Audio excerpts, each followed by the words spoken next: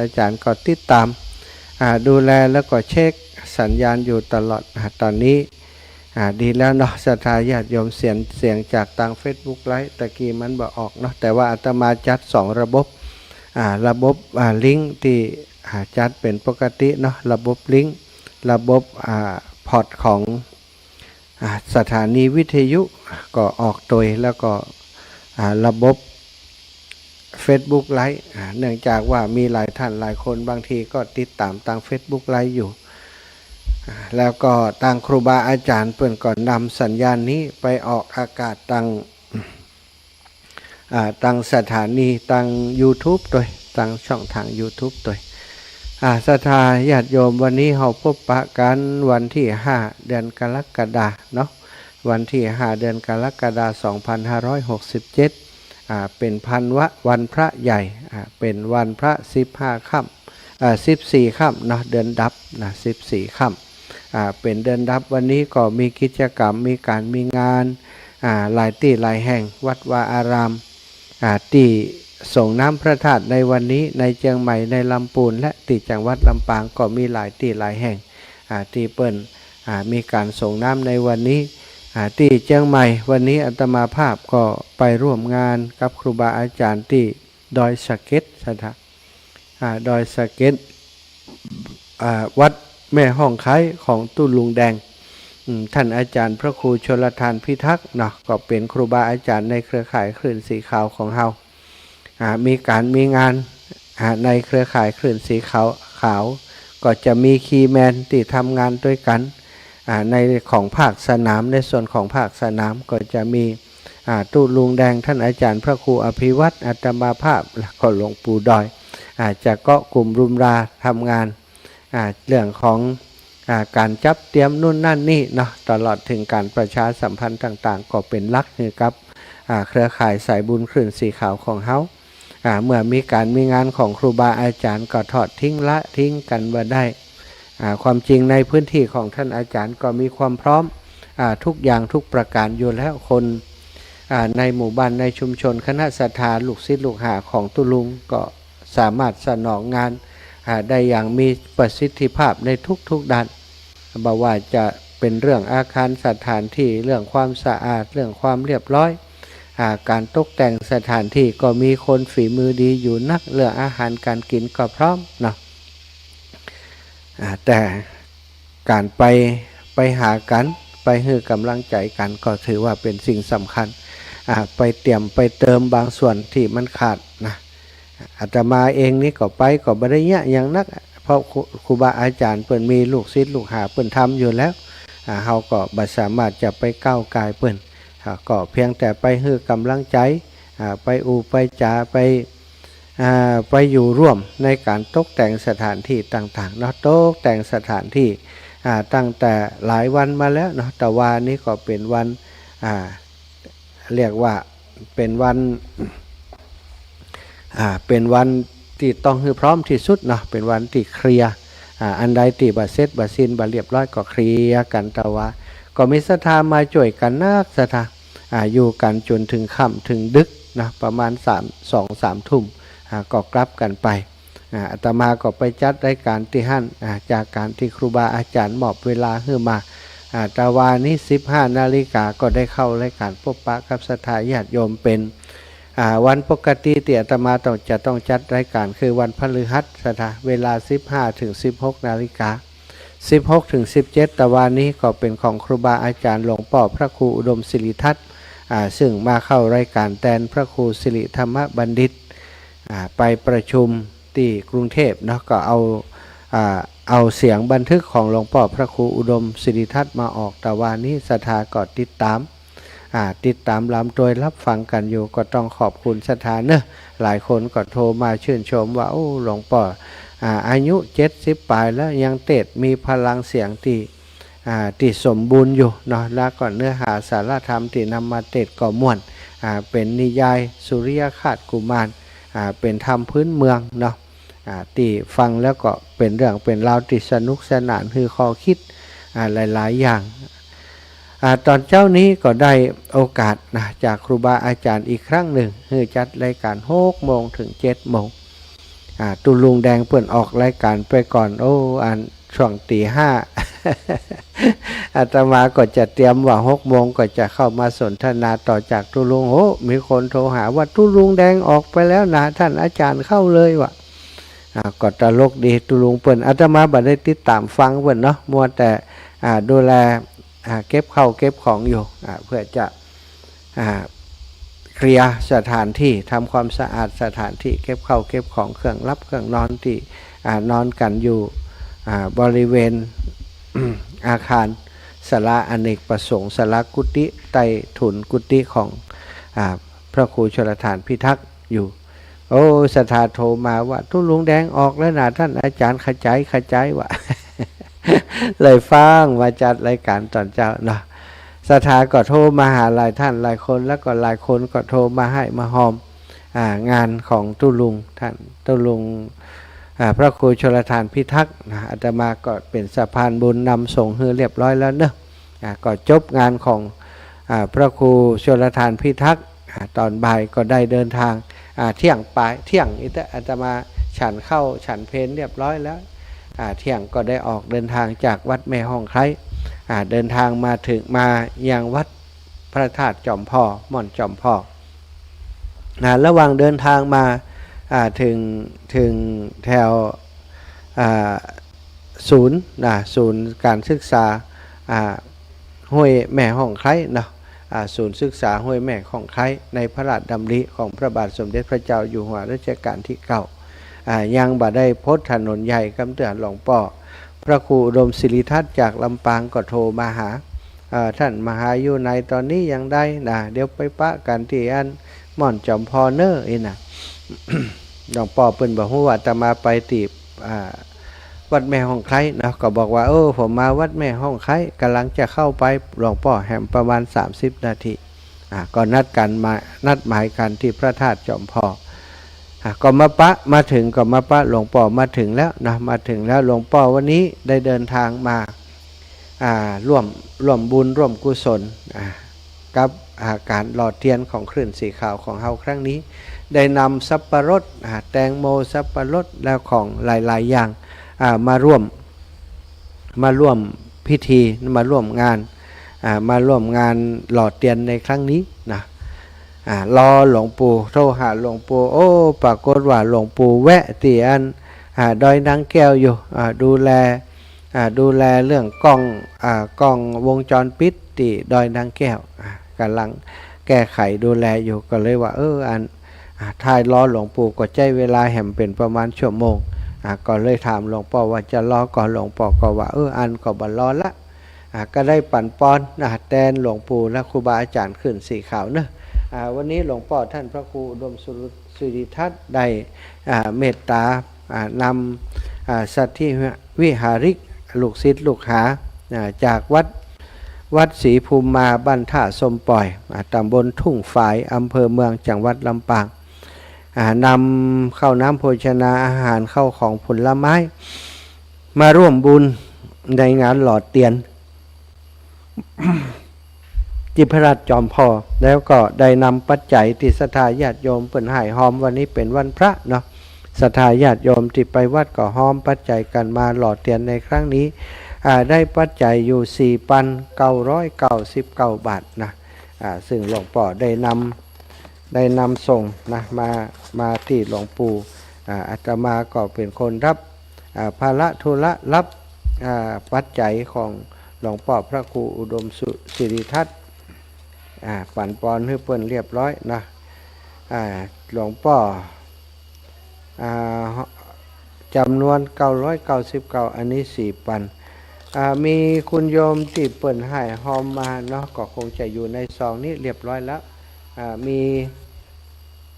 แม่ติ๊บจันทร์ศิริร่วมหล่อเทียนพรรษาวัดจอมพอ100แม่บุกันทะวง50 บาทนายสมคิดสอนบุญเรืองนางทาริกาสอนบุญเรืองเด็กชายปัทภีสอนบุญเรือง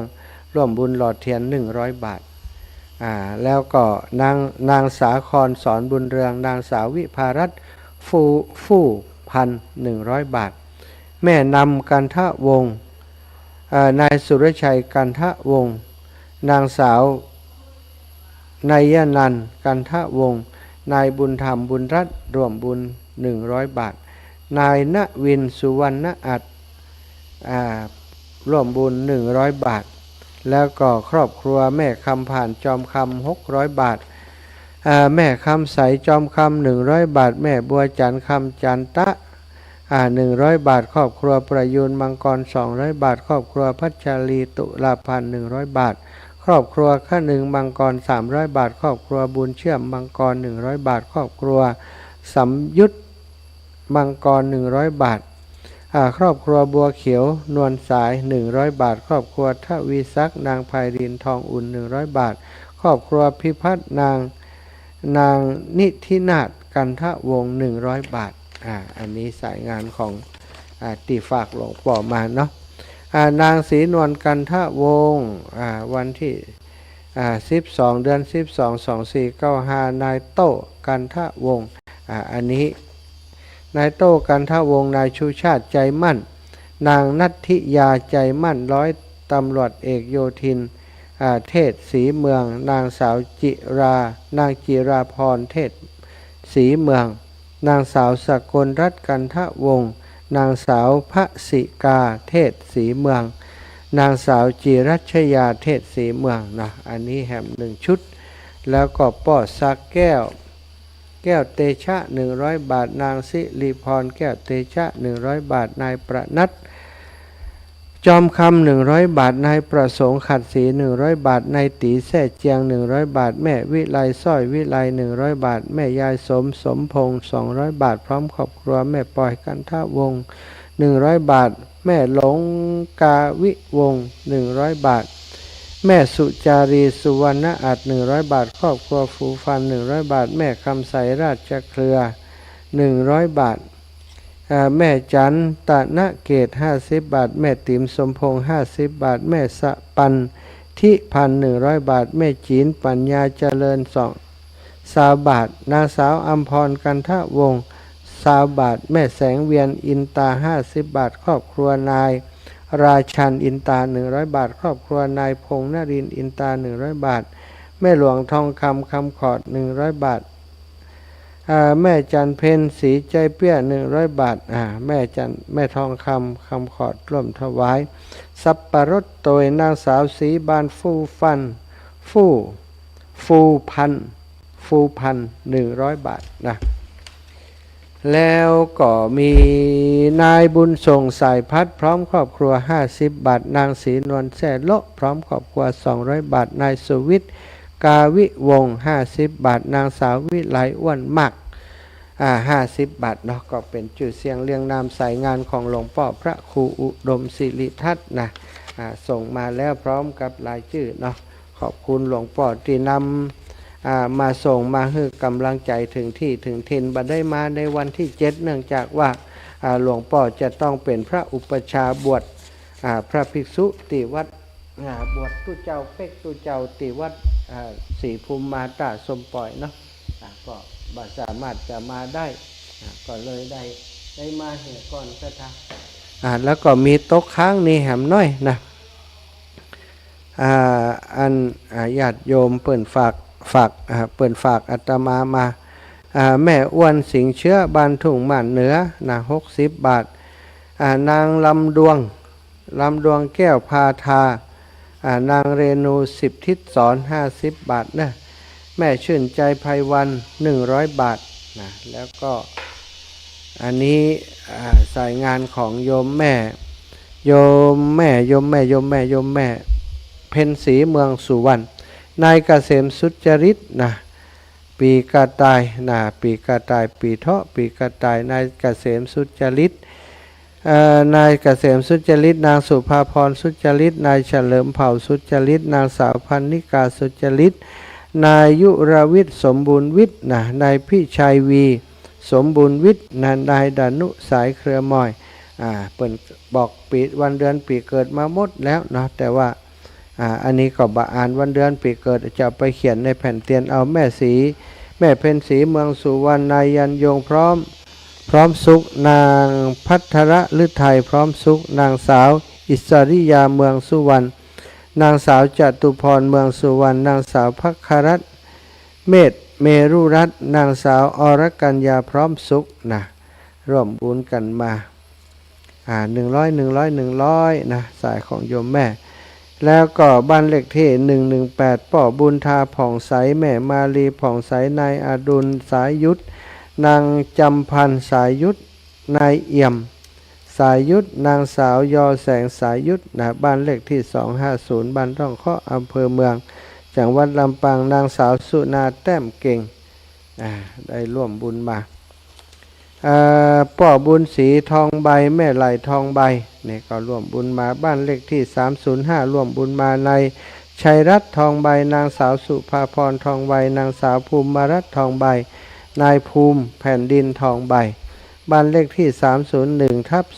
301/243นายถาปกรณ์ทองใบนางอัชราโชครวยนายเด็กชายปกเกล้าทองใบเด็กชายจอมเกล้าทองใบแล้วบ้านเลขที่14ล่องเคาะพ่อน้อยดีพัฒนกุลแม่หลวงเหลียวดีพัฒนกุลนางดวงใจดีพัฒนกุลนางสาวปริยาพัฒอาจโพนะร่วมบุญมาแล้วก็มีไผ่แหมนายแก้วมูลดีพัฒนกุลนายมุนินแก้วเดิมนางสาวดารุณีดีพัฒนกุลเด็กหญิงปาลินีดีพัฒนกุลนะแล้วก็บ้านเลขที่19แม่นิ้วอุดดุกล้านายปักษาวิชาดีนางสาวกันนิกาวิชาดีเด็กชายอัครเดชปองดองเด็กชายอัครพงษ์ปองดองด้านเลขที่142นางสุคำเนืองธนาคมนายสมบูรณ์วิชาดีนางสาววิชาดีนายสุภกรชุติพฤกษ์นางมาลัยชุติพฤกษ์นายนัทธิยาพิรมมาลัยนายพานุวัฒน์พิรมมาลัยแล้วก็นางสมัยปัญญาดีนายธีรศักดิ์รัตนไทยนางสาวโบนะอันนี้ก็อ่านย่อๆบาอ่านวันเดือนปีเกิดเนอะปอทวีศักดิ์ปากหวานแม่แสงแก้วปากหวานพระอนุวัฒน์ทิติยาโนนายสรวิทย์ปากหวานนางแสงทองคนโตแล้วก็บ้านเลขที่28แม่คำปากสว่างนายนัทธิกรปากสว่างนางสาวอาทิตยากรปากสว่างนายประดิษฐ์มีธรรมเด็กหญิงพิชยาจอมบุญนานแล้วก็มีนายอนุรักษ์วงราชนางขวัญหไทยวงราชนายชิดนุพงษ์วงราชนางสาวชยานิตวงราชนางสุมารีพรหมปิงปลาเรียบร้อยสำหรับรายชื่อของโยมแม่โยมแม่เพ็ญศรีเมืองสุวรรณพร้อมปัจจัยเนอะขอบคุณอนุโมทนาบุญนี่แหมน้อยหนึ่งนางสาวอิสริยะอินทิยศถุงหมันเหนือตะกี้แล้วมันใช่กะว่าหรือยังถุงหมันเหนือว่าแล้วเนาะว่าแล้วตะกี้ลูกเรียบร้อยไปแล้ว2-3ลายแม่นวลยอดคำปันจากบ้านเทพเสด็จ100 บาทร่วมบุญค่าน้ำค่าไฟสถานีวิทยุมจลแม่สมจิตจิรินทรสาบันสมัยศพปากนี่ก็พี่น้องทางเชียงใหม่เนอะร่วมบุญหลอดเตียนป้าคำมูลบ้านจ้องน้อยตานไว้ไปนาป่อสมบูรณ์พวงโพพันบ้านป่าไม้แดงตานไว้ไปนาหลอดเตียนสาธุ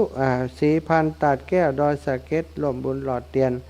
นางสาวขจรป่าไม้แดงร่วมบุญหลอดเตียนมาสาธุอนุโมทามิเรียบร้อยเป็นรายชื่อศรัทธาญาติโยมฝากให้ฝากคอมมาอ่านให้เปิ้นได้แล้วใจสบายใจเนาะศรัทธาญาติโยมเปิ้นฝากให้ฝากคอมบางคนรับฝากมาบ่ได้อ่านให้เปิ้นกระทวงถามว่าโอ้อ่านเอาตังส่งให้อีแม่แล้วยังครูบาอาจารย์เปิ้นได้รับแล้วยังได้รับยังได้ยินประกาศรู้ว่าคนที่รับฝากก่อมม่วนใจอย่างใดดีอาจารย์ประกาศให้เปิ้นฟังเห็นคำรู้ ประกาศไปแล้วนะเปิ้นได้ยินเอาให้ไม่เตอะวะ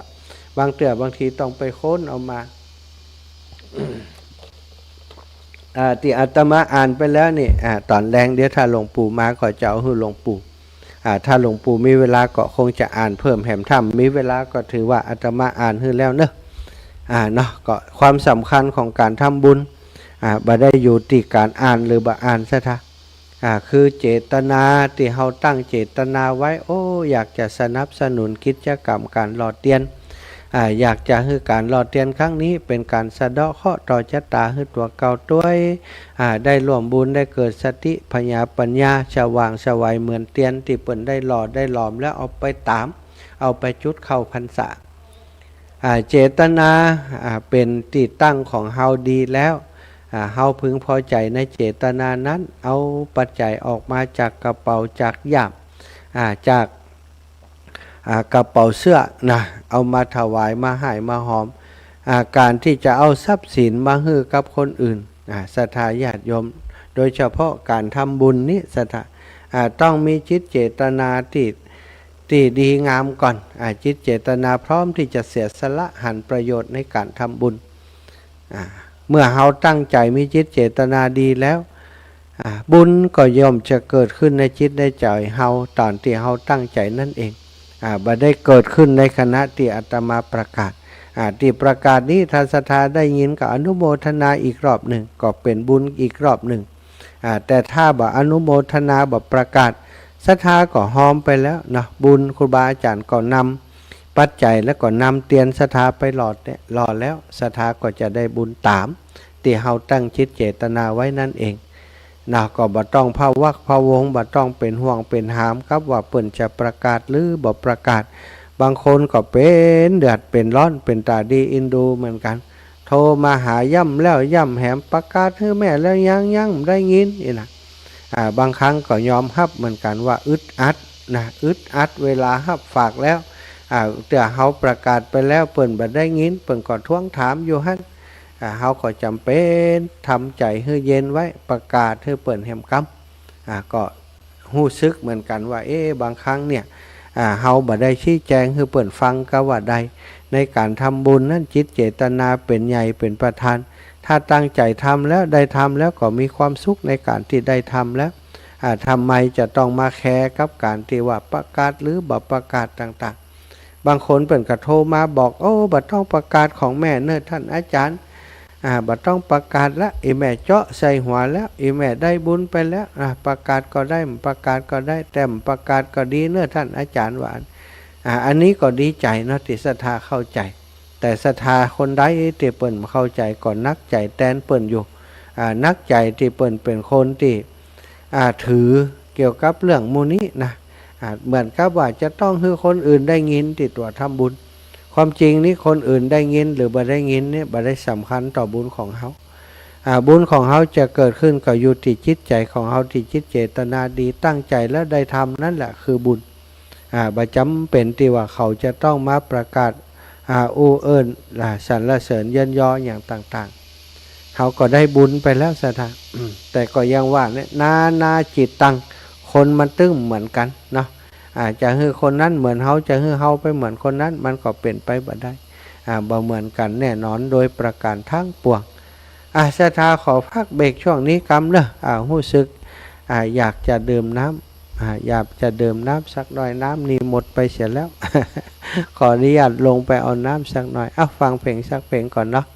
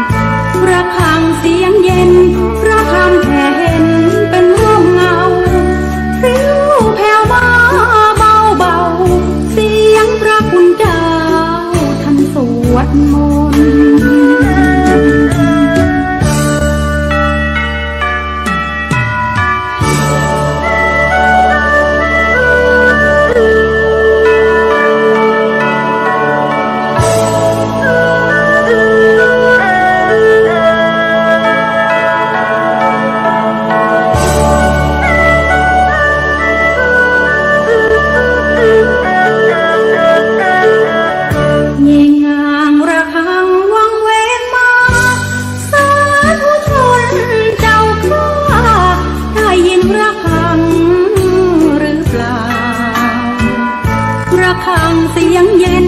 พระธรรมแค่เห็นเป็นร่มเงาปลิวแผ่วมาเบาๆเสียงพระคุณเจ้าท่านสวดมนต์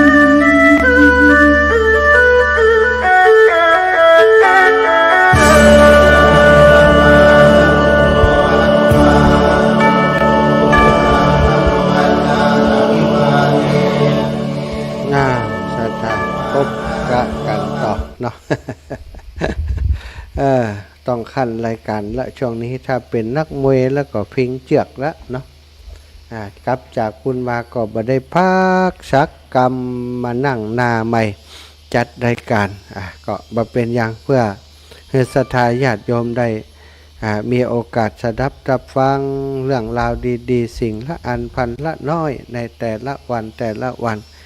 ก็มาพบปะกันตามเวลาที่ครูบาอาจารย์เพิ่นได้มอบหมายให้มาเนาะศรัทธาวันนี้ศรัทธาญาติโยมคนเฮานั้นสิ่งที่จำเป็นจะต้องมีติดตัวเป็นติดตัวอยู่ตลอดเวลาเหมือนกับถ้าเพิ่นบอกว่าเป็นไข้ร่างกายนี่ถ้าร่างกายเป็นไข้จะต้องกินยา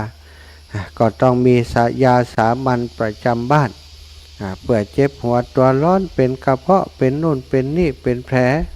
ได้รับบาดเจ็บก็มียาอยู่ใกล้ตัวก็เอามาใช้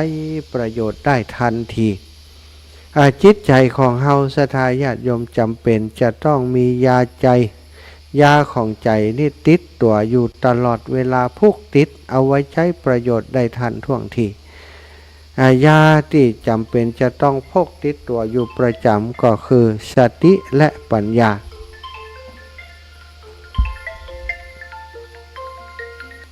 เจริญปอนี่แม่ตั้งแต่เมื่อใด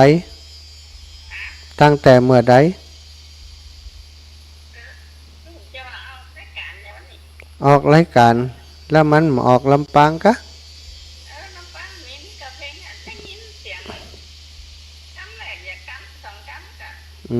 หายไปเสียเลยได้ยินกำสองกำแล้วหายไปเลยนี่ก็เป็นเพลงนี่ตลอดติดต่อสถานีปุ่นกะ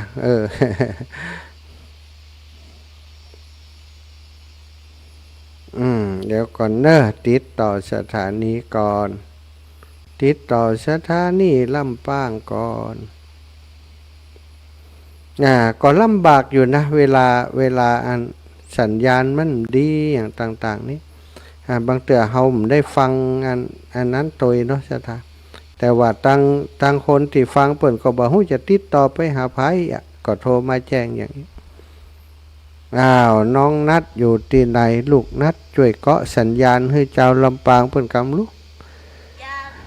มันจะเป็นสัญญาณตรงนี้หรือว่าที่ลำปางกำบ่ฮู้นะลูกก็สัญญาณให้ลำปางเปิ่นกำแล้วลูกสัญญาณลุดก็อย่างบ่ฮู้ลูกจ้ะสัญญาณลำปาง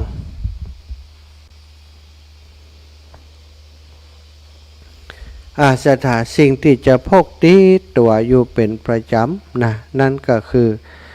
สติและปัญญาถ้าบ่มีของสองสิ่งนี้ติดตัวสถานเฮาก็จิตใจเฮาก็จะป่วยได้ป่วยของจิตใจก็คือเป็นทุกข์เล็กทุกข์น้อยก็ถือว่าเป็นทุกข์แต่อย่างใดก็ตามศรัทธาญาติโยม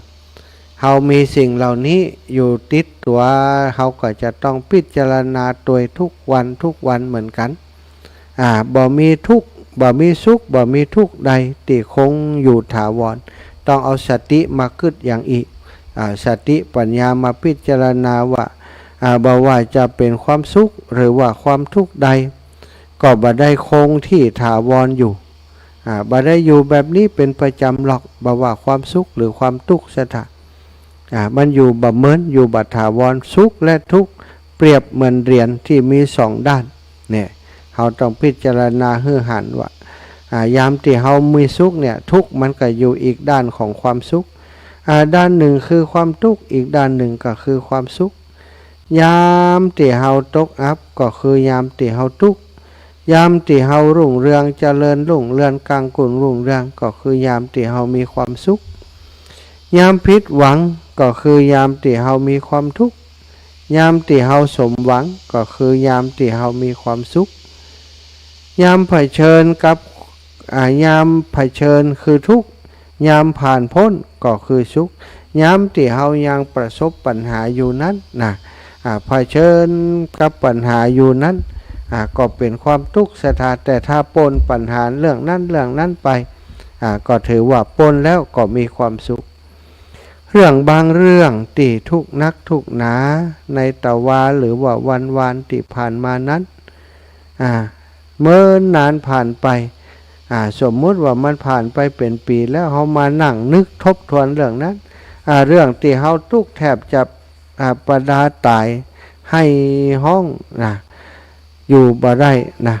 ก็อาจจะกลายเป็นเรื่องหน้าขำหน้าขันในวันนี้ก็เป็นได้ซะได้ซึ่งก็มีหลายเรื่องเนาะที่เป็นอย่างนั้นเพราะสุขทั้งสุขทั้งทุกข์นั้นอยู่กับเฮาบ่เมินนานยามพบกับความสุขก็อย่าเสพสิ้นจนลืมว่าเฮาจะมีความทุกข์เหมือนกันเนาะเพราะว่าเฮาเสพสุขเสพสุขอยู่สุขสิ้นทุกข์ก็เกิดซะได้ยามทุกข์ก็อย่าหมดหวังเพราะเขากำทุกข์เคาะละทมข่มขืนอยู่ในความทุกข์นั้นทุกข์สิ้นไปสุขก็ย่อมจะเกิดขึ้นคนเฮาก็มีทั้งสมบูรณ์ทั้งบกพร่องเรื่องราวมีทั้งดีและร้ายในชีวิตที่ผ่านมาดูข้อดีและเรื่องดีๆเพราะในสมบูรณ์ก็ย่อมมีบกพร่องในบกพร่องก็ย่อมจะมีสมบูรณ์และในดีก็มีร้ายในร้ายก็มีดีอยู่เสมอคนที่มองโลกในแง่ดีจะหาข้อดีแม้แต่เรื่องนั้นจะร้ายคนที่มองโลกในแง่ร้ายจะหาข้อร้ายแม้เรื่องนั้นจะเป็นเรื่องดีความทุกข์เกิดจากความกัดกลุ่มความกัดกลุ่มเกิดจากอัตตาตัวตนของเฮาอัตตาก็เกิดจากความโง่เง่าโง่เขลาเป็นอวิชชาความโง่เกิดจากอวิชชาอวิชชาก็คือความบ่รู้อวิชชาหรือว่าความโง่เขลาเป็นหลักฐานของความทุกข์ทั้งปวงสถาการจะตัดรากฐานแห่งอวิชชาความโง่เขลาได้ต้องอาศัยสิ่งที่เรียกว่าสติปัญญาสตาสติปัญญาจะพาให้เฮาทั้งหลายพ้นจากความทุกข์ถ้าทุกวันเฮาบ่ได้พินิจพิจารณาเรื่องราวต่างๆตามความเป็นจริงเวลามีทุกข์มีอย่างเกิดขึ้นก็ทุรนทุรายเหมือนกับจะอยู่บ่ได้ทำใจบ่ได้แต่ถ้าเฮาคุ้นเคยกับการทำใจไว้ก่อนเสมอว่าเมื่อใดที่เฮามีความทุกข์เมื่อทุกข์มันหมดไปเฮาก็จะมีความสุขทุกปัญหาทุกความทุกข์มีทางออกมีทางแก้ไขเสมอส่วนใหญ่ความทุกข์ที่เกิดขึ้นก็เป็นเพราะเฮามีอวิชชามืดมัวต่างๆบังตาเฮาอยู่เฮาถึงบ่ได้หันสิ่งที่มันเกิดขึ้นตั้งอยู่ดับไปเป็นสัจธรรมเป็นธรรมดาตราบใดที่เฮายังมีกิเลสมีวนเวียนว่ายตายเกิดอยู่สิ่งเหล่านี้มันก็จะวนเวียนมาความทุกข์ความสุขความทุกข์ความสุขมันก็จะวนเวียนสร้างภพสร้างชาติถือกับเฮาอยู่อย่างนี้ศรัทธาญาติโยมจะต้องทำตัวของตัวเฮาให้หู้ตันกับทุกข์ที่มันเกิดขึ้นโดยการใช้สติสัมปชัญญะความรู้ตัวพวกพร้อมและก็สิ่งที่เรียกว่าปัญญาควบคู่ในการดำเนินชีวิตในแต่ละวันเนาะศรัทธาญาติโยมวันนี้ได้สนทนาอุจากันมาพอควรในช่วงเวลานี้ก็จะเปิดสายฟังเสียงจากศรัทธาญาติโยมฟังอยู่จากที่ไหนตั้งใดฟังชัดดีก่อหรือว่าต้องการจะให้เพิ่มเติมเรื่องอะไรยังเรื่องตลอดเตียนนี้อีแม่อยากจะห้อมตัวท่านอาจารย์ได้ก่อนะลองโทรมามาจากกันได้เนอะ0808844173 0808844173โทรมากันได้แล้วโทรมากันได้เลย ต่างบอกเบอร์โทรให้ศรัทธาหลายคนจมให้อาตมาว่าโอ้ท่านอาจารย์จัดรายการบอกค่อยบอกเบอร์โทรอีแม่จดตึ้มตันบอกเร็วเหียจำตึ้มได้นะก็บอกซ้ำว่า0808844173เนอ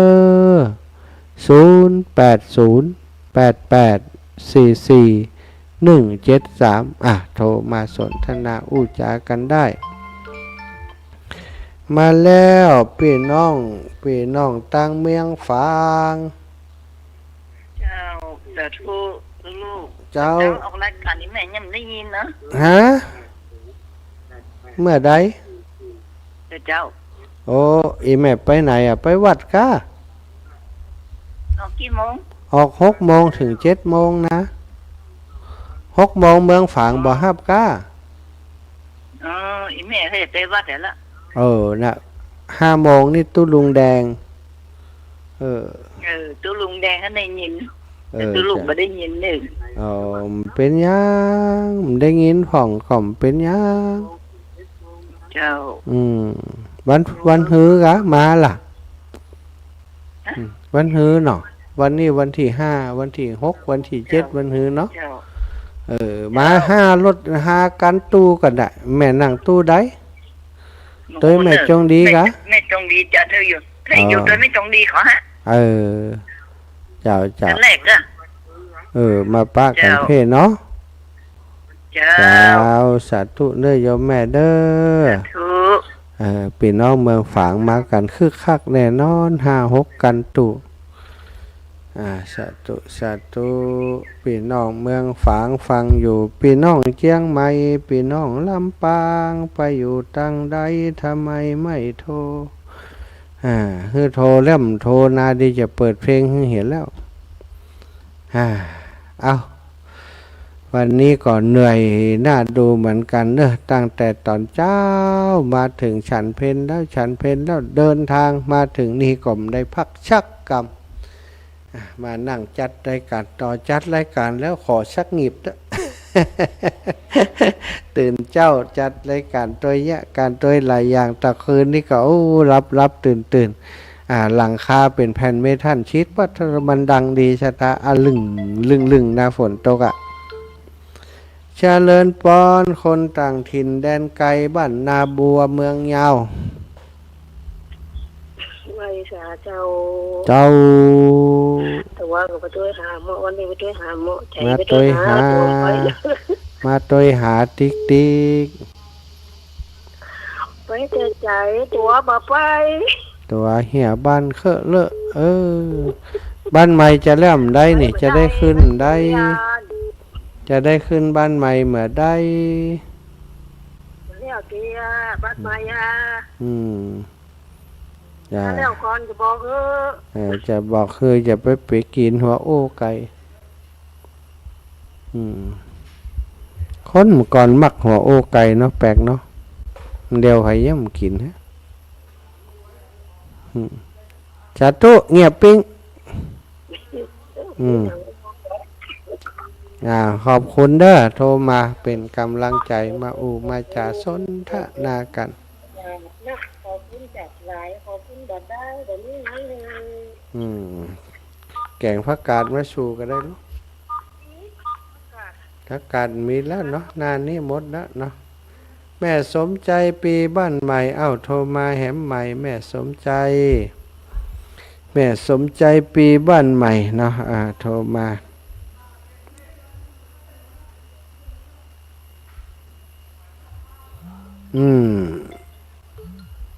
โอ้พี่น้องแม่สายเจียงไฮ้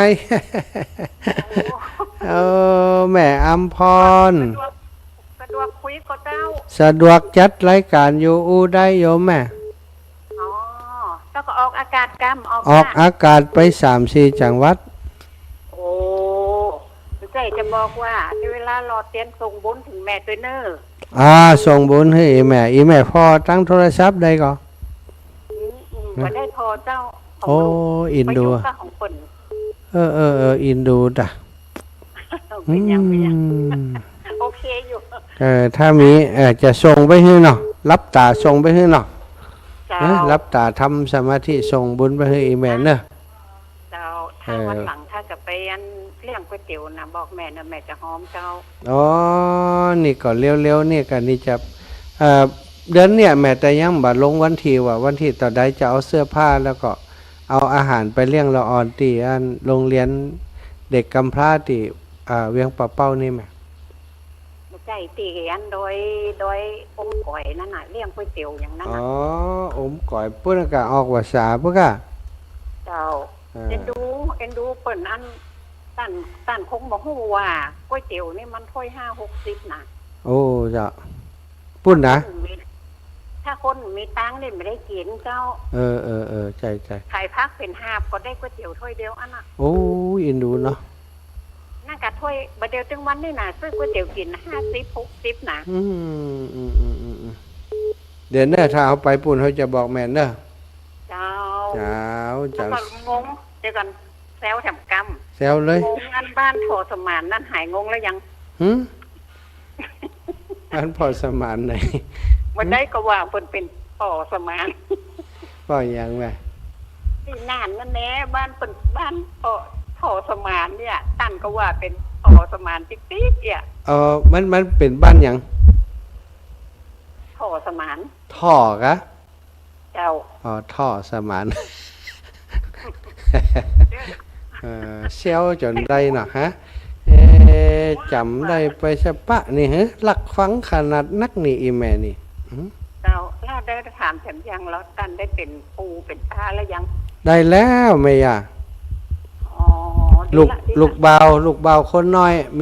มีหลานน้อยปล่อยใจให้1 คนละ อ๋อ ก็ได้เป็นปอปูแล้วรถนี่เจ้าชีวิตก็ครบแล้วเนาะ ครบแล้วแล้วได้ก็จะได้เหรนแฮมอยู่ก็ได้ตันอุ้มเหรนยุมหู้นี่ อ๋อแม่นี่หันแถวโลนพุ่นนะ โอ้ดีกับแม่มีบุญหลายดู เจ้า สาวสาธุยาเด้อ สาธุรักษาขาไว้ดีๆนะเจ้า เอาไว้เดิน ในพรรษานี่คงจะบ่ได้ทรมานนักกล้าค่ะ ในพรรษานี่ถ่ายจะอันซ่อมแซมกุฏิที่อันวัดท่านไหนแหมมีอันลื้อหลังคากุฏิหันหลังเดี๋ยวก็จะขึ้นอันเชื่อมขึ้นมุงหลังคาครับ เจ้า เจ้าแม่ สาธุ สาธุเน้อบุญรักษาเจ้า เจ้า แม่คุณหมอคุณแม่อัมพรแซ่บู แม่สายเสียงลายโยมแม่ตะกี้มัน12774สายดูบัดได้รับของเปิ้นอีแม่โทรมาแหมใหม่ลูกโทรมาแหมใหม่มีเวลาแหมน้อยหนึ่งตอนนี้15:55 คือเวลา1 นาที0623791277โทรมาแหมใหม่โทรมาแหมใหม่ตะกี้รับไม่ทันได้รับสักกรรมมันหลุดไปเสียก่อนมาแล้วจะเลินพรรับแล้วโอ้รายใดนี่รับแล้วก็ตุกหายไปแล้วตกใจก็บ่ใจอันพระครูชกรรมรู้นี่แหละบ่ใจพระครูเนอะท่านญาติโยมวันนี้อาตมาภาพพระมหาสมชาติชาตะปัญโยเข้ารายการแทนท่านอาจารย์พระครูอภิวัฒนวิกรมนะ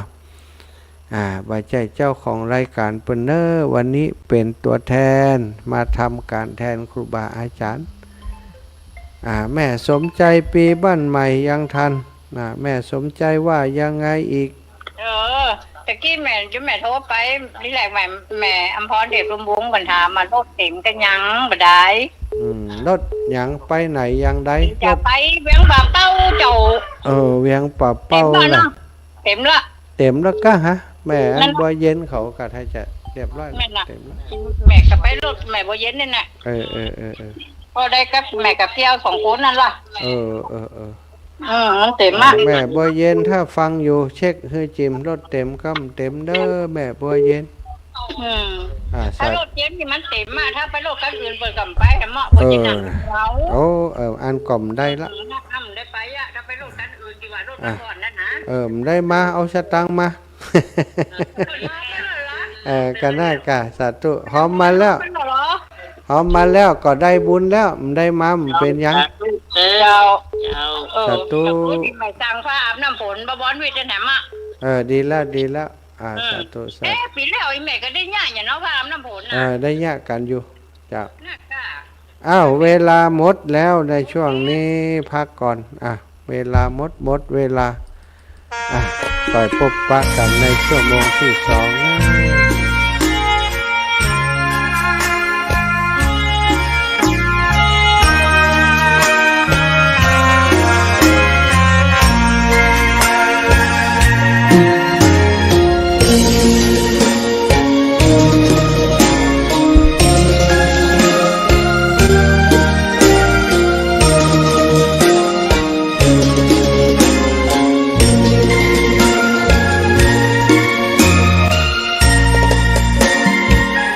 ดอกบัวดอกหนึ่งตึงใจไว้เพื่อบูชาแด่องค์พระศาสดาสัมมาสัมพุทธเจ้ามีความงามเงียบไม่เปรียบเทียบเขาเทียบเราใครมองไม่งามช่างเขาแต่เจ้าก็คือดอกบัวด้วยความสัตย์ซื่อยึดถือความดีเป็นหลักใครรักไม่รักก็ไม่จงปลักมองเมื่อโผล่พ้นน้ำก็เห็นความงามในตัวไม่ยึดติดในตมชั่วขอเป็นดอกบัวดอกดีใครไม่มองว่าบัวงามเด่นแต่บัวก็เป็นดอกบัวทุกวันอย่างนี้ไม่อยากเด่นดังแต่มุ่งหวังในทางเด่นดีเกิดมาเพื่อสร้างบารมีถวายชีพนี้บูชาดอกบัวดอกน้อยเฝ้าคอยคนที่ใจบุญมาโอบเอื้อเกื้อกูลรู้ค่าของบุญเก็บบัวขึ้นมาเพื่อสร้างความดีและสร้างบารมีดังว่าใช้ดอกบัวนี้บูชาพระสัมมาสัมพุทธพระองค์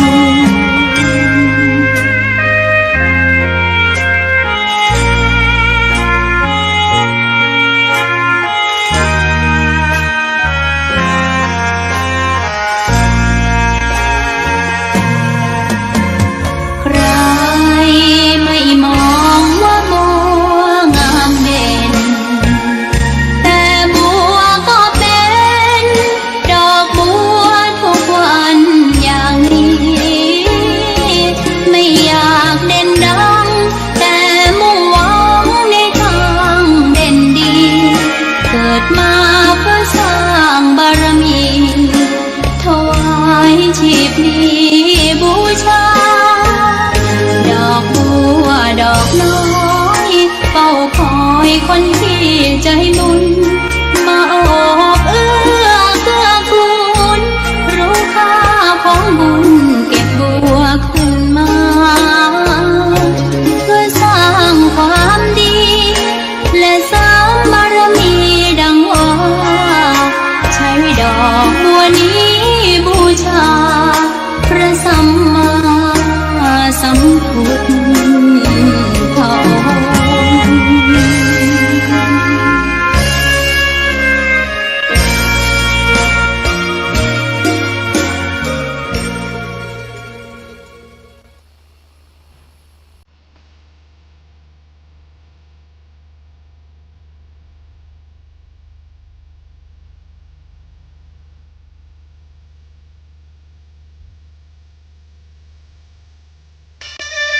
เชิญร่วมทำบุญหล่อเทียนพรรษาประจำปี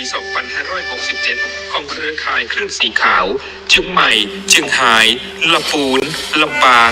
แปร่น่านและพะเยาเนื่องด้วยคณะสงฆ์พระนักเผยแผ่ธรรมะเครือข่ายคลื่นสีขาวและคณะศรัทธาพุทธศาสนิกชนจะได้มีการจัดพิธีหล่อเทียนพรรษาและถวายเทียนพรรษาประจำปี 2567 ณ วัดพระธาตุม่อนจอมพออำเภอเวียงป่าเปาจังหวัดเชียงรายในวันที่ 7 กรกฎาคม 2567 เวลา 9 นาฬิกาเป็นต้นไปในงานมีพิธีหล่อเทียนพรรษาจำนวน 9 เล่มและถวายทานจำนวน 15 วัด 15 เล่มเรียนเชิญเป็นเจ้าภาพถวายปัจจัยวัดละ 1,500 บาทถวายภัตตาหารเพลนพระสงฆ์จำนวน 19 โต๊ะโต๊ะละ 1,000 บาทติดต่อร่วมทำบุญได้ที่พระครูปฏิภาณธรรมถิมหรือตู้ลุงดอยโทรศัพท์ 086-181-0423 บัญชีธนาคารไทยพาณิชย์เลขที่บัญชี 545-256-7959 ชื่อบัญชี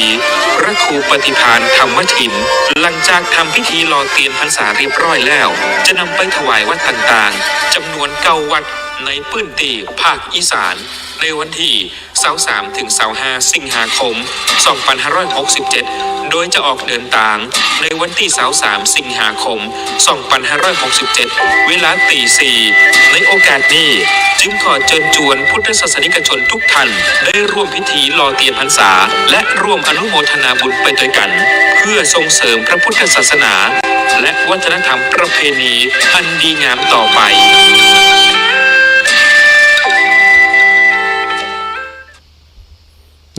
ศรัทธาญาติโยมนะใกล้แล้วแหมวันเดียววันนี้วันที่5วันผูกอีกวันเดียววันฮือเขาก็จะได้พบปะกันที่ม่อนจอมพอเพื่อจะได้มาทำกิจกรรมดีๆร่วมกันเนาะมาหล่อเทียนร่วมกันที่พระธาตุจอมพอนี้ศรัทธาอีป่ออีแม่ทั้งหลาย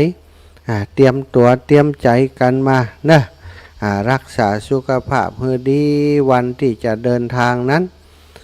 ก็ขอให้รับแต่เจ้านะให้รับให้ดีรับพักผ่อนให้สบายแล้วก็ตื่นเจ้ามาตี 4 ตี 5ก็ออกเดินทางกันพี่น้องตั้งเมืองฝางบ่ปอไก่จะได้มาพระธาตุจอมพอประมาณตี 4ก็มาจะถึงนี่ประมาณ 8-9 โมงเนาะพี่น้องต่างเมืองฝางโยมแม่จงดีพี่น้องต่างห้วยงูในก็จะมากันหลายท่านหลายคนเนอะบางพ่องก็เอาโรงทานมาโดยบางพ่องก็มาเป็นเจ้าภาพโต๊ะจีนเตรียมขนมเตรียมของหวานเตรียมอาหารเตรียมกาแฟกันมาก็ขออนุโมทนากับจิตเจตนาอันเป็นบุญเป็นกุศลอดีของศรัทธาญาติโยมเนอติตั้งใจจะมาร่วมบุญร่วมกุศลในการหล่อเทียนในคราวครั้งนี้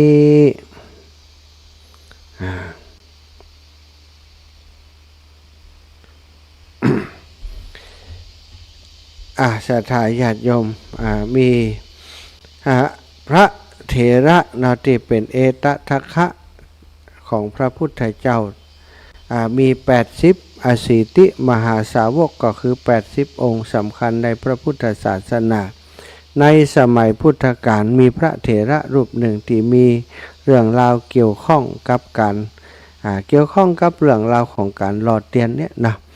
การถวายเทียนการปูชาคุณพระพุทธเจ้าโดยเทียนโดยแสงสว่างเนี่ยทำให้ท่านเป็นผู้มีปัญญาเลิศกว่าคนทั้งหลายในเรื่องของการมีจักษุทิพย์นะพระอนุรุทธเถระเจ้านะจะมาดูเรื่องอดีตชาติของท่านอดีตชาติของพระอนุรุทธะนะก็พระอนุรุทธะนี่มีหลายตอนนะข้อความบางตอนในพระไตรปิฎกนะมีพรรณนาถึงเรื่องราวของพระอนุรุทธะไว้เศรษฐีคิดว่าน่าอัศจรรย์จริงผู้เจริญเฮาถวายทานสิ้นการ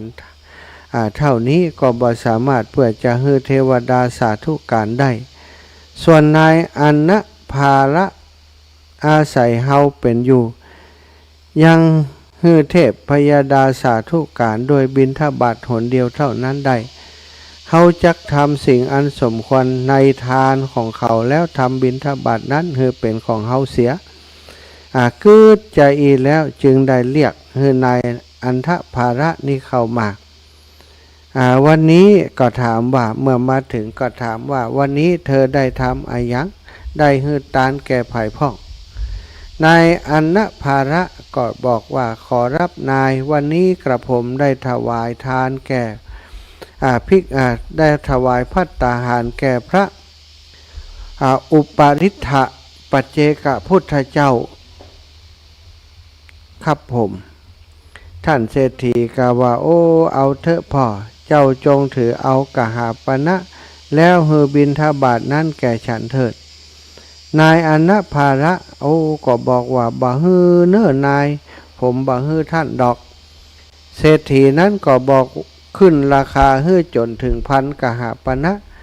ฝ่ายนายอันนะภาระนี้ก็บ่ได้ฮือแม้แต่ด้วยทรัพย์ตั้ง1,000ก็บ่ฮือบุญของตัวเก่าที่ทำไปนี่คือแก่เศรษฐีท่านนี้ลำดับนั้นท่านเศรษฐีก็กล่าวกับเขาว่านายผู้เจริญขอข้อนั้นจงยกไว้ก่อนถ้าเจ้าบ่ฮือบิณฑบาตจงถือเอาทรัพย์1,000แล้วฮือส่วนบุญแก่ฉันเถิดเขากล่าวว่ากับผมขอปรึกษากับพวกเป็นเจ้าก่อนเนอะถ้าปรึกษาแล้วก็จะบอกให้ท่านต่อไปในทันใดนั้นพระปัจเจกพุทธเจ้าเขาก็รีบไปทันพระปัจเจกพุทธเจ้าแล้วก็เรียนถามว่าข้าแต่พระเป็นเจ้าผู้เจริญสุมาณะเศรษฐีได้ฮือทรัพย์1,000แล้วขอส่วนบุญในบิณฑบาตของกระผมจะทำอย่างใดดีครับพระปัจเจกพุทธเจ้าก็ตอบว่าโอ้นายอันนะภาระฉันจะเปรียบเทียบให้เธอฟังบัณฑิตท่านผู้เป็นบัณฑิตประทีปในเรือนหลังหนึ่งในบ้าน100 ตระกูลพึงลุกโผล่ขึ้นพวกชนทั้งหลายเอาน้ำมันของตนชุบใส่แล้วพึงไปจุดไฟดวงอื่นๆแล้วเอาแสงสว่างของประทีปดวงเดิมอันบุคคลพึงกล่าวว่ามีหรือบ่มีนายอันทภาระก็ตอบว่าแสงสว่างย่อมมีมากกว่าเดิมขอรับ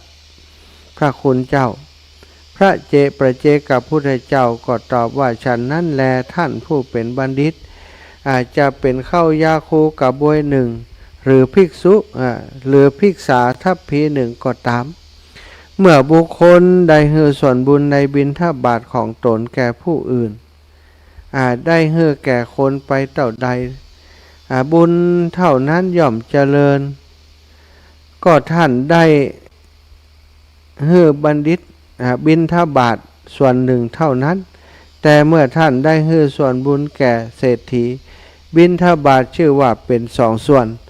วน1เป็นของท่านส่วน1เป็นของเศรษฐี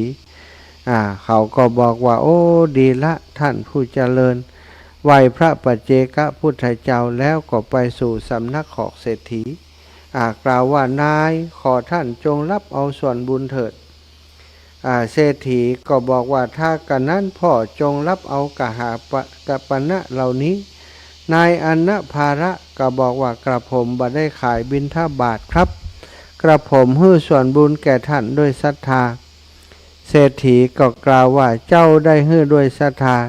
ถึงเฮาก็บูชาคุณของเจ้าด้วยศรัทธาเหมือนกันเจ้าจงรับเอาไปเถิดเอากหาปณะนี่ไปเถิดพ่อ1จำเดิมแต่นี่ไปเจ้าอย่าได้ทำการงานด้วยมือของตนจงปลูกเรือนอยู่ริมถนนเถิดและจงถือเอาวัตถุทุกอย่างที่เจ้าต้องการจากสำนักของฉันก็บิณฑบาตที่บุคคลถวายแก่ท่านผู้ออกจากนิโรธสมาบัติย่อมให้ผลในวันนั้นนั่นเองสัทธาทั้งหลายเพราะฉะนั้นแม้พระราชาเมื่อทรงสดับความเป็นไปแล้ว จึงได้รับสั่งให้เรียกนายอนะภาระมาแล้วก็ทรงรับส่วนบุญพระราชทานโภคทรัพย์มากมายแล้วรับสั่งให้พระราชทานตำแหน่งเศรษฐีแก่เขาอันนี้เป็นเรื่องราวของพระอนุรุทธะนาสถาญาติโยมที่มีอยู่ชาติหนึ่งเพิ่นเกิดเป็นคนยากจนเนาะเป็นคนยากจนแล้วก็ทำงานอยู่ในบ้านเศรษฐีในบ้านเศรษฐีแห่งนั้นมีอยู่วันหนึ่งได้ไปพบกับพระปัจเจกพุทธเจ้าซึ่งได้ออกจากนิโรธสมาบัติมาเมื่อออกจากนิโรธสมาบัติมาแล้วก็ถือว่าเป็นผู้ที่มีใครได้ทำบุญกับเปิ้นจะได้อานิสงส์มากมายจะเป็นเศรษฐีในวันนั้นเลยทีเดียวซะท่าเมื่อเป็นอย่างนี้ทานที่เขาให้ในวันนั้นเทวดาทั้งหลายเนี่ยได้รับทราบว่านายอนะภาระเนี่ยให้ทานแก่พระปัจเจกพุทธเจ้าก็ได้ยกย่องสรรเสริญเปล่งเสียงสาธุการทานที่เขาให้ในวันนั้นเทวดาทั้งหลายเนี่ยได้รับทราบว่านายอนะภาระเนี่ยให้ทานแก่พระปัจเจกพุทธเจ้าก็ได้ยกย่องสรรเสริญเปล่งเสียงสาธุการ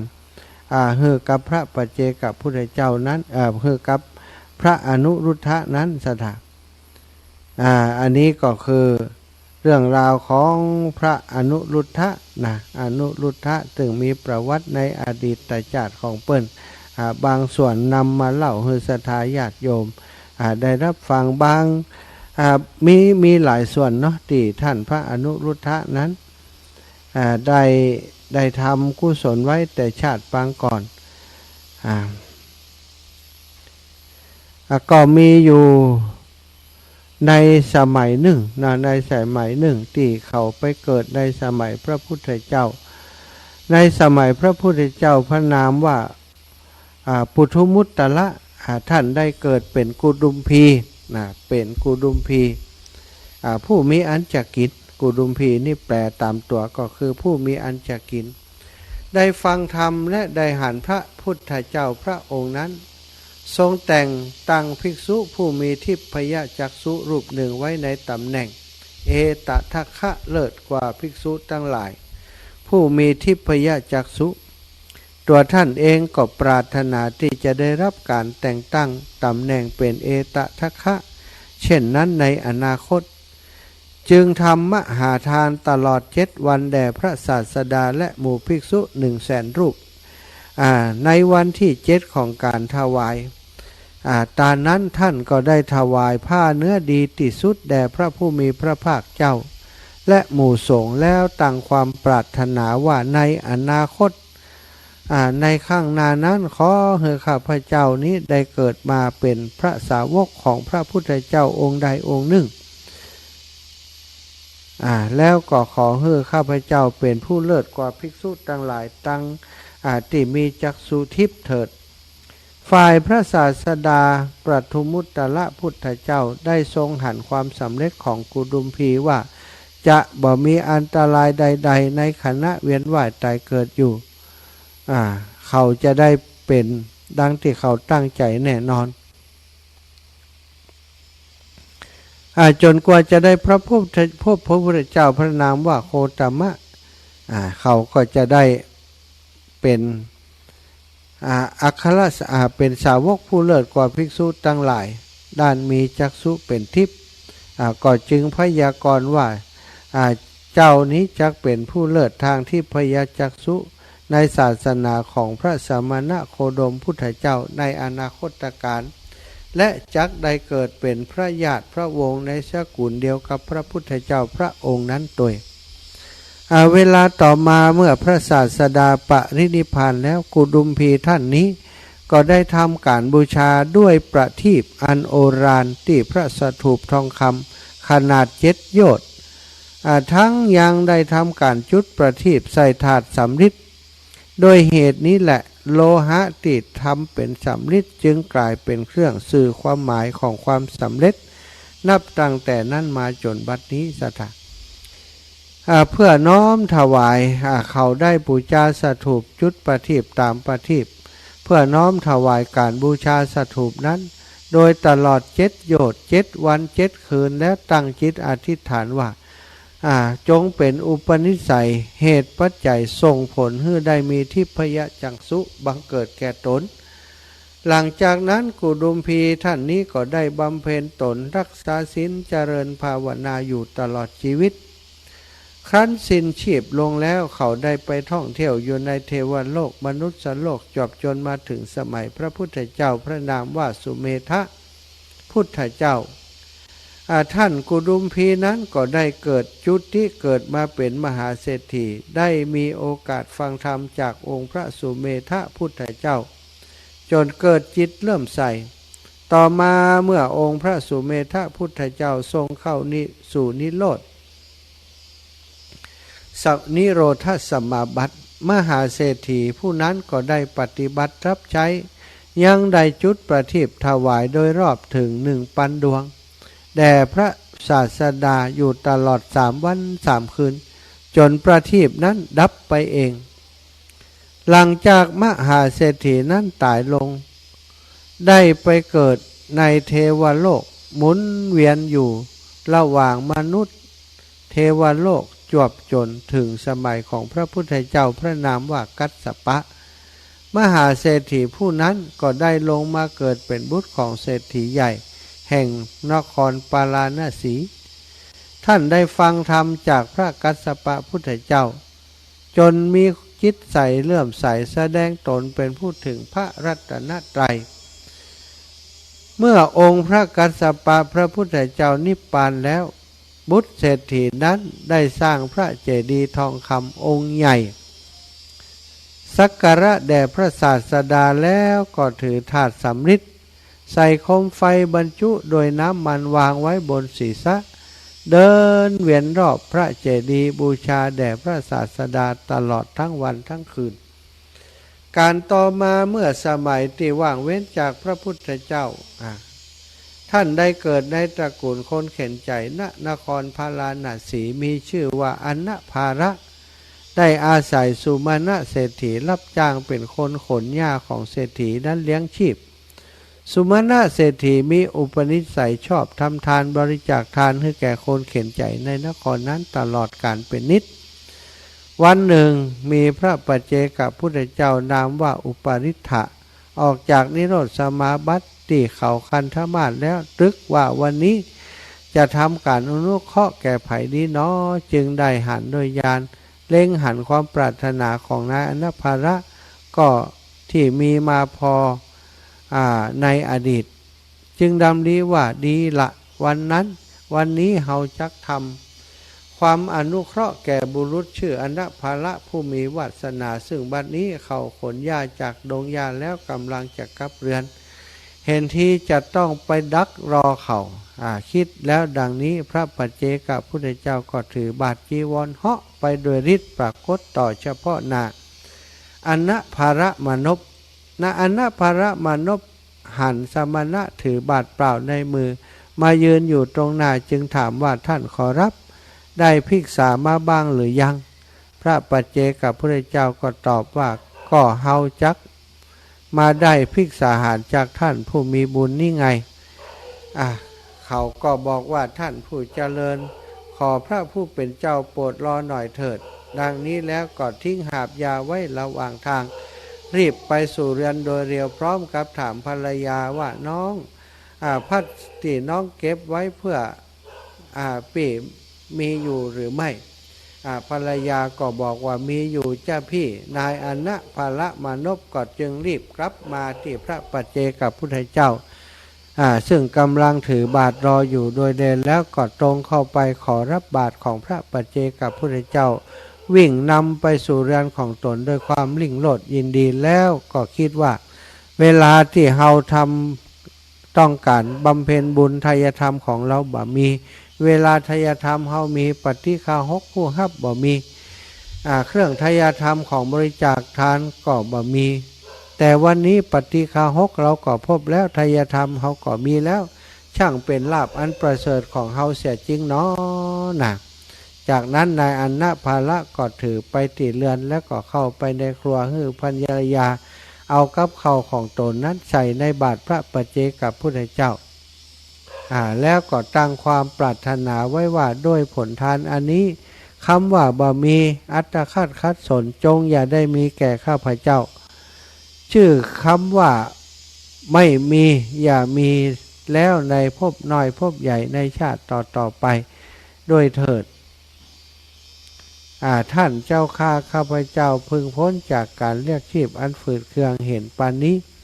อย่าได้ยินคำว่าบ่มีอีกเลยตุกหนักตุกหนาขอเตอะตั้งแต่นี้ไปจะไปตุกอย่างอีแหมพระปัจเจกพุทธเจ้ากระทำการอนุโมทนาว่าขอความปรารถนาของท่านจงเป็นอย่างนั้นเถิดท่านผู้มีบุญมากดังนี้แล้วก็หลีกไปในคณะที่อันนะภาละทำทานอยู่เช่นนั้นเทพพยดาผู้สิงอยู่ในคลังมหาสมบัติแม้ของสุมาณะเศรษฐีก็กล่าวว่าน่าชื่นใจจริงๆช่างเป็นทานอันยอดเยี่ยมอันนายอนะภาละได้ถวายไว้ดีแล้วต่อพระอุปริทปัจเจกพุทธเจ้าดังนี้แล้วเทวดาเหล่านั้นก็สาธุการขึ้น3 ครั้งครั้งนั้นเศรษฐีพอได้ยินเสียงสาธุการสนั่นลั่นลือเช่นนั้นจึงกล่าวกับเทวดาเหล่านั้นว่าพวกท่านมองบ่หันในเวลาที่เฮาบริจาคทานมาอย่างยาวนานดอกหรือทำไมบ่หันพวกท่านสาธุการเลยเทวดาเหล่านั้นจึงตอบเศรษฐีไปว่าข้าพเจ้าหันการบริจาคทานของท่านแล้วบ่มีเหตุให้สาธุการด้วยเพราะท่านมิได้ให้ทานแก่ผู้มีศีลข้อที่1ข้อที่2ท่านบ่ได้อัตคัดสนแล้วจึงให้ทานเหมือนอนะภาละผู้คัดสนแล้วจึงมีจิตคิดจะให้แม้อาหารมื้อแรกมื้อเดียวของวันเขายังยินดีที่จักบริจาคข้าพเจ้าเหล่าเทวดาจึงปากันสาธุการเพราะความเลื่อมใสในบิณฑบาตที่นายอนะภาละถวายแก่พระอุปริทปัจเจกพุทธเจ้าเศรษฐีสุมาณะจึงคิดว่าน่าอัศจรรย์จริงน่าอัศจรรย์จริงท่านผู้เจริญเฮาถวายทานมาอย่างยาวนานก็ยังบ่มียังบ่สามารถยังเทวดาให้เปล่งสาธุการได้นายอนะภาระอาศัยเฮาเป็นอยู่รับจ้างเฮาอยู่แค่ให้ทานอาหารมื้อแรกมื้อสุดท้ายของวันที่ตนมีแก่พระปัจเจกพุทธเจ้าผู้มีศีลยังทำให้เทพพยดาสาธุการด้วยกันใส่บาตรหนเดียวเท่านั้นได้เฮาจักต้องหาวิธีทำให้ทานของเขามาเป็นของเฮาเสียนี่เศรษฐีได้คิดแบบนั้นศรัทธาญาติโยมต่อมาเนาะก็อย่างที่ได้ว่าไปตะกี้เศรษฐีก็ขอส่วนบิณฑบาตนั้นนายอนะภาละบ่ฮื้อก็ไปถามพระปัจเจกพุทธเจ้าถ้าฮื้อไปเนี่ยบุญของผมจะได้อยู่กับพระปัจเจกพุทธเจ้าก็เปรียบเทียบว่าเหมือนกับเทียนเฮามีเทียนมีแสงสว่างอยู่คนอื่นมีเทียนของเขามาจุดมาต่อเทียนของเฮาถ้าจุดไปสัก100 เล่มเทียนนั้นจะสว่างกว่าเดิมหรือว่าแสงมันจะหายไปนายอนะภาละก็บอกโอ้แสงย่อมสว่างกว่าเดิมท่านจึงบอกว่าฉะนั้นการให้ส่วนบุญกับคนอื่นให้คนอื่นได้อนุโมทนาบุญโดยก็ย่อมจะเหมือนกับแสงไฟที่เจิดจ้าสว่างไสวนั่นเองนายอนะภาละจึงเข้าใจแล้วก็ให้ส่วนบุญแก่เศรษฐีและต่อมาพระราชาไปขอก็ให้ส่วนบุญแก่พระราชาอีกมูลเหตุทั้งหลายทั้งปวงนี้พอมาในภพนี้ชาตินี้อัตภาพนี้เกิดมาเป็นเจ้าชายอนุรุทธะคำว่าบะมีไปเล่นเกมเล่นลูกคางกัน แล้วก็การเปื่อนซะท่าเล่นหมักลูกหมักอย่างก็ได้นะไปการเปื่อนพอการก็ต้องเสียขนมเอาแม่ก็ทำขนมทรงฮื้อจนวัสดุอุปกรณ์ที่ทำขนมบะหมี่ก้านติ๊ก แม่ก็มาจากเนี้ยจะได้จะบอกคือลูกว่าบ่มีแล้วนะบ่มีแล้วขนมบ่มีข้าวหนมบ่มีคนละอ่อนทนรับใจก็กลับไปบอกเจ้าชายอนุรุทธะว่ามารดาของท่านว่าข้าวหนมบ่มีพระอนุรุทธะก็บอกเอาข้าวหนมบ่มีนั่นแหละเอามาเลยว่าก็วิ่งไปละอ่อนก็วิ่งไปบอกกับแม่เปิ้นเจ้าชายบอกว่าเอาข้าวหนมบ่มีมาฮื้อเปิ้นว่ามารดาก็ว่าโอ้ลูกเฮาสงสัยจะเป็นคนมีบุญเฮาเลี้ยงดีล่ำไปแม้กระทั่งคำว่าบ่มีก็บ่เข้าใจก็บ่ฮู้ว่าความจริงก็คือข้าวหนมบ่มีก็คือมีข้าวหนมความหมายของพระมารดาเปิ้นเมื่อเป็นเช่นนั้นแกก็บอกว่าลูกเฮาอาจจะเป็นคนคงจะเป็นคนมีบุญมาเกิดนางจึงได้เอาถาดเปล่าแล้วก็เอามีฝาชีครอบเหี่ยมาครอบปิดไว้ปรากฏว่าพอครอบลงไปแล้วตั้งในหั่นกลายเป็นข้าวหนมหมักซะท่าไอตัวน้อยที่ทำหน้าที่มาบอกแล้วก็มาฮับข้าวหนมไปก็อุ้มถาดข้าวหนมบะหมี่นั้นไปถึงเจ้าชายพอเจ้าชายเปิดออกก็ได้หั่นข้าวหนมที่อยู่ตั้งในโอ้กลิ่นหอมตลบอบอวนไปทั่วเมืองหอมนุ่มน่ากินเจ้าชายอนุรุทธะแทนที่จะดีใจซะท่ากลับเสียใจร้องไห้วิ่งไปหาแม่ว่าแม่กูเตือนแม่ทำไมบ่ทำข้าวหนมอันนี้คือลูกแม่บ่ฮักลูกกะนางก็บอกว่าทำไมเหรอลูกข้าวหนมที่แม่ทำไปส่งวันนี้น่ะมันอร่อยที่สุดกูเตือนแม่ทำไมบ่ทำให้ลูกกินแบบนี้นางก็บอกว่าโอ้ลูกคำว่าลูกแม่บ่ฮักลูกนั้นบ่เคยมีแม่นี่ฮักลูกตลอดเวลาแต่ว่าข้าวหนมบ่มีนั้นแม่บ่ได้ทำเองเป็นข้าวหนมที่เกิดขึ้นจากบุญของลูกแม่แค่เอาถาดมาแล้วก็เอาฝาครอบเข้าไปก็ส่งไปให้ลูกเท่านั้นเองแม่บ่ได้ทำอย่างเลยเจ้าชายอนุรุทธะว่าอันต่อไปแม่ก็ถ้าผมต้องการกินข้าวหนมแม่ก็ทำแบบเนี้ยผมจะกินข้าวหนมอย่างเดียวเนี้ยคือข้าวหนมบ่มีเนี่ยนะ เป็นว่าจื่อข้าวหนมบ่มีไปเหี่ยศรัทธาญาติโยมพอแกอยากกินข้าวหนมมารดาก็เอาถาดมาครอบกันเอาฝาชีมาครอบถาดก็ส่งไปก็กลายเป็นข้าวหนมในที่สุดศรัทธาอันเนี้ยเนาะศรัทธาอีปออีแม่ทั้งหลายคนเฮาเกิดมาแล้วก็สร้างสมปุญญาบารมีไปพระอนุรุทธะนี่ทำสร้างสมปุญญาบารมีมาในพระพุทธเจ้าหลายรูปหลายองค์ซึ่งก็ทำบุญใหญ่ๆหลายๆครั้งนะโดยเฉพาะการจุดประทีปตามประทีปในพระพุทธเจ้าพระนามว่าปุถุมุตตะถึง1,000 ดวงถึง7 วันศรัทธาญาติโยมแล้วก็พระพุทธเจ้าหลายพระองค์ที่ท่านก็ได้สร้างสถูปแล้วก็มาบูชาคุณพระพุทธเจ้าด้วยการตามประทีปแบบนี้จึงทำให้ท่านเกิดมาเป็นผู้มีจักษุทิพย์เป็นเอตทัคคะทางตาทิพย์อยู่เป็นในสมัยพระพุทธเจ้าของเฮาพระนามว่าโคดมของเฮาฉะนั้นการที่เฮาหล่อเตียนก็มีอานิสงส์บ่แพ้กันศรัทธาหล่อเตียนเตียนที่ได้มาเฮาก็จะไปถวายวัดวาอารามต่างๆในภาคอีสานก็จะเกิดบุญเกิดกุศลร่วมกันเนาะอีปอยอีแม่ตั้งหลายที่ได้ฝากให้ฝากหอมมาแล้วอาตมาในนามของครูบาอาจารย์ขึ้นสีขาวทุกรูปทุกองค์ก็ต้องขอบคุณศรัทธาหน้าบุญเท่าแก่อีปอยอีแม่ตั้งหลายที่สนับสนุนร่วมบุญกันมาชายท่านหลายคนเตรียมตัวจะเดินทางมาในวันที่7นี้ก็หวังว่าจะได้พบปะกันนักๆหลายๆเนาะวันนี้อาตมารู้สึกเพลียๆเหนื่อยๆศรัทธาก็จะขอเปิดสายเลยเนาะเปิดสายให้กับศรัทธาญาติโยมที่จะหายหอมในการหล่อเทียนด้วยหรือว่าจะมาสอบถามเส้นทางบักเกยมากำเตืออีแม่ขอถามเส้นทางหน่อยเถอะอาจารย์หรือว่าจะมาถามเลขที่บัญชีธนาคารของหลวงปู่พระครูปฏิภาณธรรมทินก็ได้เนาะศรัทธาโทรมาได้แล้วเนอะ0808844173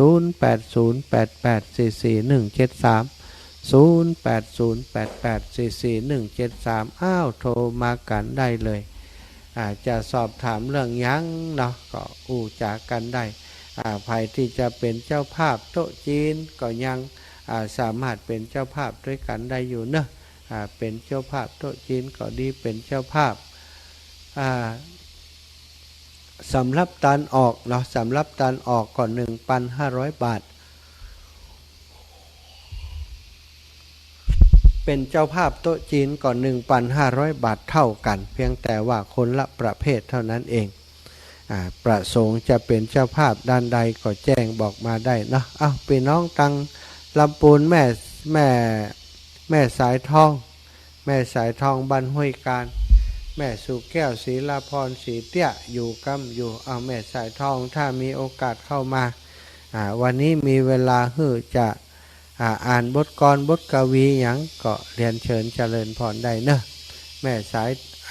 สายทองธัญแก้วนะอยู่บ้านห้องหลับปูนห้วยการบ้านห้องหลับปูนแล้วก็มีโยมแม่สุแก้วศรีลาพรศรีเตี้ยหลายท่านหลายคนญาติโยมตังเชียงใหม่ตังเชียงใหม่ตังเมืองฝางแล้วก็ตังลำปางที่ฟังอยู่แม่อุ้ยอินแม่สาบเสมิงลกฟังอยู่ก็ตอนบ่ายวันนี้ถ้าฟังอยู่ก็โทรมามาโทรเข้ารายการมาได้เนอะแม่ยายพรวันนี้นิ่งอยู่เฮาเฮ้ยดับปิงพี่น้องโยมแม่แก้วนะแม่แก้ว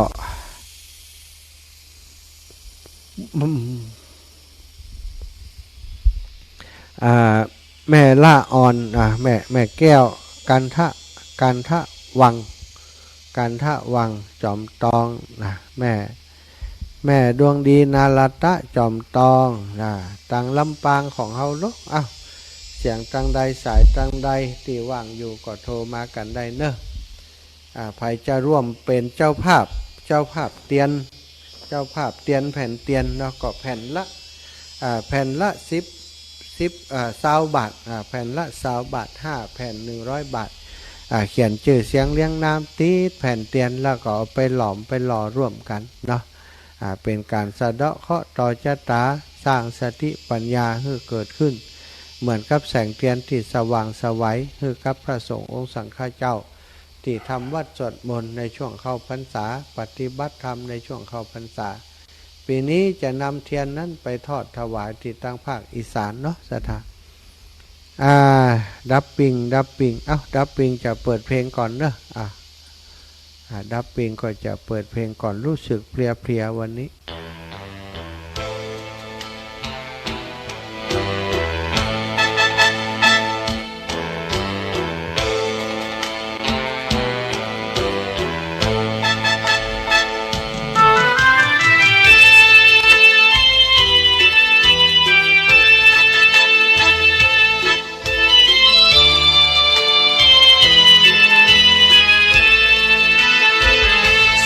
เทียนเรืองรองสาดส่ององค์พระประธานในโบสถ์วิหารชาวพุทธกราบกรานบูชาตั้งจิตกุศลสวดมนต์แผ่จิตเมตตาฟังเทศนาทำให้ธรรมะส่องใจแสงธรรมอำไพส่องใจให้เกิดปัญญามองเห็นปัญหาว่ามาจากเหตุอันใดดับเหตุต่างๆปัญหาทุกอย่างหมดไปดวงจิตแจ่มใสกิเลสน้อยใหญ่เบาบางนาทีปัญญาสมาอาภาแสงแห่งปัญญาแจ่มจ้าพาใจสว่างภายนอกภายในปัญญาเห็นได้กระจ่างสัมมาปัญญาเสริมสร้างตามทางพระศาสดาแสงเทียนเรืองรองสาดส่องมืดหมอกหายไปแสงธรรมส่องใจขับไล่กิเลสนาจิตใจพุทธผ่อง เมื่อมีแสงธรรมส่องมาหมดอาวิชชากิเลสตัณหาหมดไป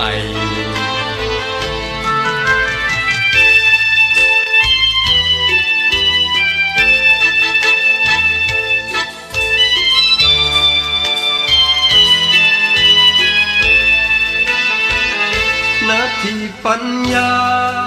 สมาอาภาแสงแห่งปัญญา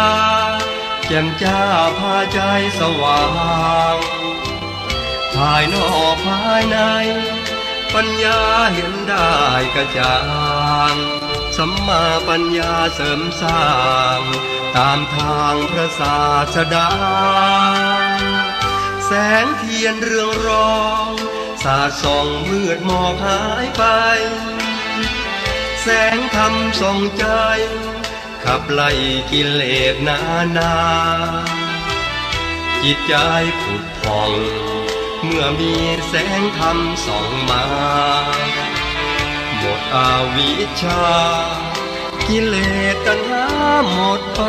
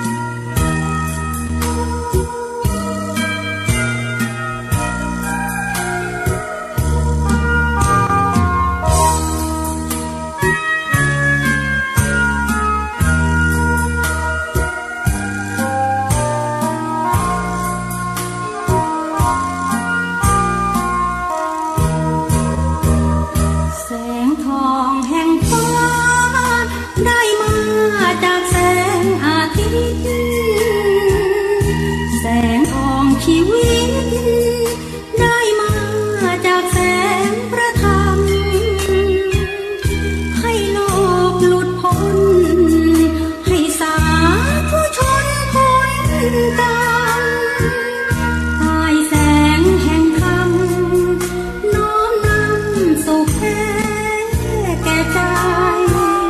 แสงเทียนเล่มน้อยและควันทูบลอยสู่ฟ้า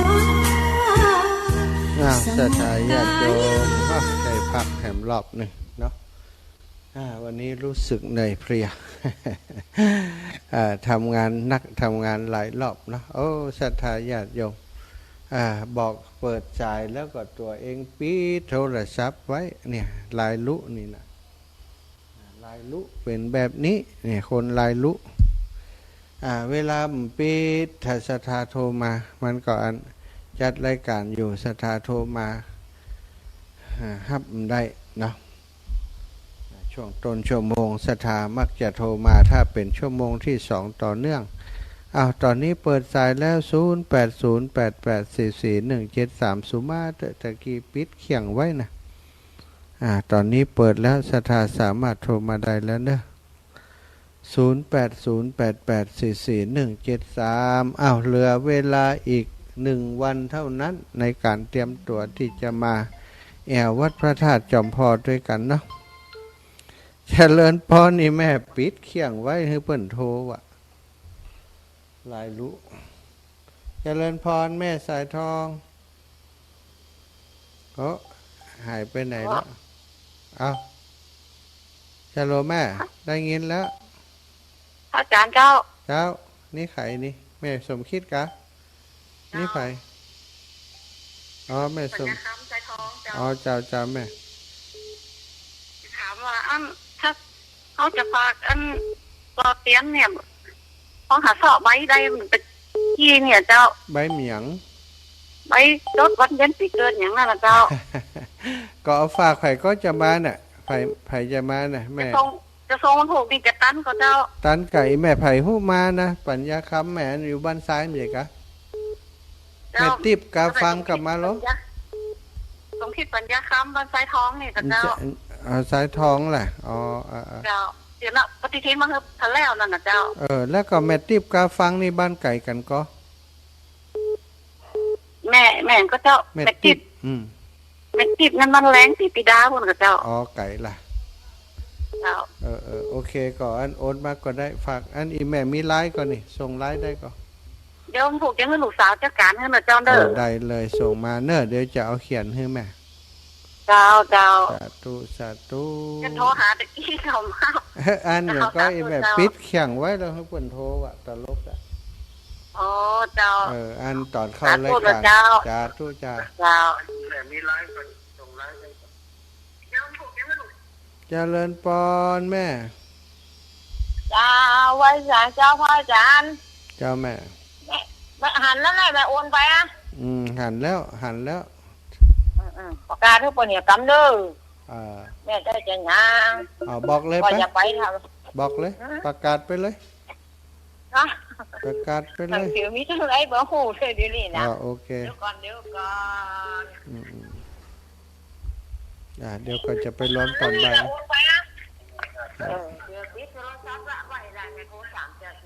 เจ้าเดี๋ยวจะไปอ่านตอนแรงกันเด้อหันแล้วตะกี้เจริญพรแม่ยายพรตะกี้เป็นปิดโทรศัพท์ปิดโทรศัพท์ไม่ได้ก็ว่าโทรอย่าไปปิดไล่รู้บอกให้เปิดโทรแล้วตัวปิดโทรศัพท์ได้คันไหลซ่อมเต็มกุฏินี่แหละฮะไหลบุ๊บใช่กันมั้ยเนาะไล่รู้ก็คือโทรไปเห็นว่าไม่ได้เบอร์นี่เนาะแล้วอื่นไม่ได้เจ้าเสียงชัดเจนดีเชียงใหม่เนาะชัดเจนแต่เดียวก็มากวนไม่น้อยอยู่แล้วเจอนะที่ที่อยู่มันยังโชว์แล้วนี่ก็ดังกันดีนะเป็นแบบถ้าของเฮาดังโซอีมันคือมันได้มันติดคนใหม่เนาะสาธุเนยายพรเนอถ้ามาเอามาแล้วกันมาเพศแล้วมาเวียงเป่าแล้วมาจังม่อนจอมพอแล้ววันตอนนี้จัดอยู่ม่อนจอมพอเจ้าแม่ยายพรสาธุ เจริญปอนแม่นวลยอดคำปาน เจ้าไว้สาเจ้า เออ ถึงกับเจ้าแล้วก็เจ้า ถึงงานบ่ายโมงกึ่งนี่ก็แม่ฮะ ถึงก็ออกรายการแล้วกัน เจ้าถึงผมได้พักผมได้แพกสักคำมาจัดราย แม่ การ ก็ ต่ ไม่ อ เปิดฟังนะจะเปิดสายแล้วเนี่ย อืม แม่มาเหี่ยวผมได้ย่างกันเอาเมียงทุกไว้แล้วก็ราคาเรียกมาเดียว โอ้ นี่ ยคนต่างมีการมีงานเนาะแม่เนาะ เจ้า จ้าบุญรักษาอยู่ดีมีสุขเนาะแม่เนาะ เจ้าเป็นกำลังใจให้ตุลูกเนอ สาธุสาธุสาธุ เจ้า แม่นวลยอดคำปานฝากมาหล่อเทียนเรียบร้อยแล้ว แม่สมบูรณ์วงแสน เอาลูกเอ้ยแม่ว่าลูกพักผ่อนนักๆหน่อย อืม เดี๋ยวเสียงจะใจมันถูกมันถึงหำเนาะ อืม การเรียกกำเนี่ย อืม ว่าเพื่อนเรียกกำตัวก็ยังไม่ อืมเจ้า แม่จะนะพังเสียงก็หูแล้ว หมดแรงวันนี้หมดแรง ก็พักผ่อนให้ห้อง เจ้าเดี๋ยวจะพักสกามเนอะสาธุนะแม่ ไปกำเดียวอย่างพักตลอดคืนเลย เจ้าเดี๋ยวก็จัดรายการขำแฮมรู้1 ทุ่มแฮมรู้น่ะ นั่นน่ะเอาติ๊ก เอาติ๊กติ๊กเด้อบายบาย ขี้จมจะเลินปอนไม่ แม่ ตาหลวงปู่เจ้า แม่อุ้ยบุญแม่อุ้ย แม่อุ้ยฟังเปิดได้เป็นหลวงปู่แล้วลูก นะแต่กะ นี่ยังไม่ได้เป็นจ้ะนี่ ใคร แต่ ใจ เจ้าเป็นตุ้ลุงแดงนี่เดียวที่แต่เจ้าอ่ะ ใจ ฟังไปวัดก็ฟังนอนตั้งตี 5นี่อย่างนี้นะ เจ้า อ๋อฟังเสียงงั้นห่านอาจารย์ให้ใครรับนี่วันนี้นะ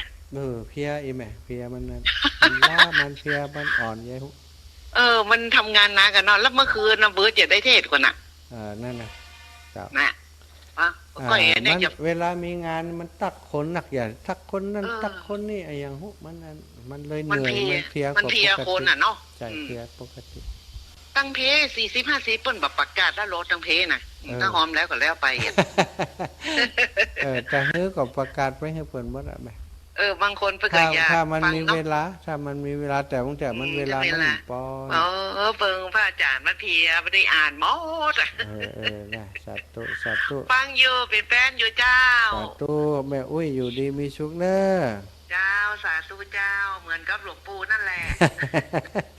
แม่อุ้ยบุญ แม่อุ้ยบุญสว่างวันเจริญพร